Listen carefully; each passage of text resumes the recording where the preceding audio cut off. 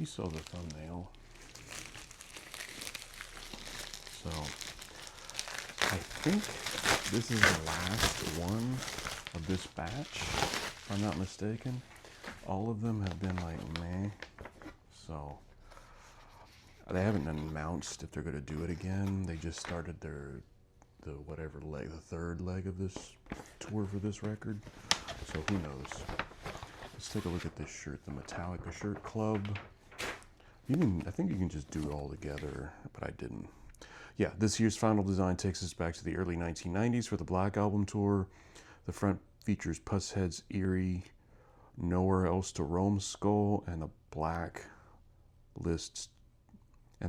24 and the back lists 24 months, 37 countries, 202 cities, 300 shows worth of tour stops as Metallica established itself as an international force to be reckoned with, and then came out with Load and Reload and kind of destroyed all that. Anyway, not to get too political on here, but I've been seeing all the revisionist history about, oh, everybody loved Load. No. The thing that everybody says about Saint Anger is the thing that actually happened with Load. Not sonically, but like, ugh, people were like, meh. That was my experience. I was in this Load came out in 1997, in the spring of 97, I believe, because I remember hearing Until It Sleeps, which overall, the song holds up, and that should have been the second release song from the record, because they came out sonically like that, where it was just like, what? Because they didn't, Enter Sandman wasn't that. They should have came out with like 2x4 or something like that, and then put that song in front, because that set a weird precedent for the rest of it. My opinion, I'm obviously wrong. I'm just some guy sitting in my house, with a camera, so it doesn't really matter. Anyway, I just see all this revisionist history about how great, and then all they're doing is trying to sell copies of the Load and Reload box set. And they didn't do that with Kill 'Em All. They didn't do that with Right Lightning. Didn't do that with Master Puppets. Didn't do that with Justice for All. Didn't even do that with the Black Record. Those sold out within a few days of them or a week or two of them going on sale, but on the pre-sales. And then all of a sudden now they're trying to, anyway. Let's take a look at this shirt.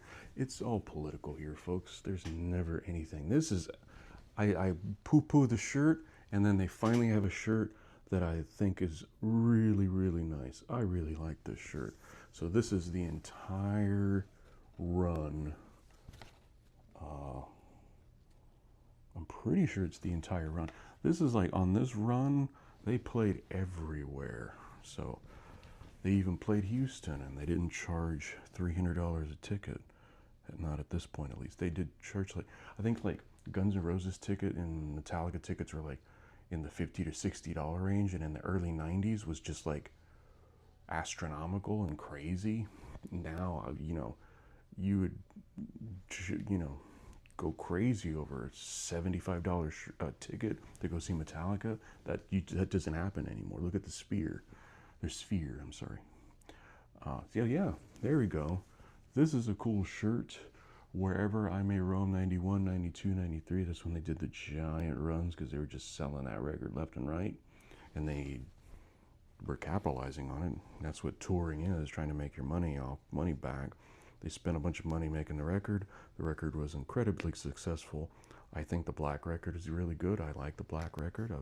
I don't think it really has any skips, unless like Nothing Else Matters. Just kind of, I'm the age where Nothing Else Matters was on when MTV still played music, and they would play Nothing Else Matters 5, 6, 7 times a day. So it was just like, okay, I get it. I don't need to watch this again. I know what song it is. I know. And to the point where I saw it a few months ago, because I was watching some clips came up, and then that came up. I was just on random YouTube watching, and I knew every point. I was like, oh yeah, that's where that point. Because I saw it so many times in the early 90s. They would just play it over and over and over. You don't get that anymore, which is a good and a bad thing. But like, now if I watch a video over and over and over again, it's because I choose to, and not because I'm watching TV and that's the only thing on. Anyway, really cool shirt, a Pusshead shirt to end this run. And like I said, they have not announced if they're going to do this again. I don't know if I would do it again though. I mean, probably if you were lucky enough to get tickets for the Sphere shows, good for you, good on you. I stepped foot in the door and saw that the virtual line was huge, and I would have to sit in a queue for an hour just to get into the line where you probably wouldn't get tickets. And I was like, never mind. I, I'm trying to throw money at them, and then it's just nah. Ticket or shirt, T-shirt club, last shirt, 2026. This is the second year of the T-shirt club. Last shirt, 2026. I don't know how many times I've said that, but this Pusshead, love it. It is a really cool shirt.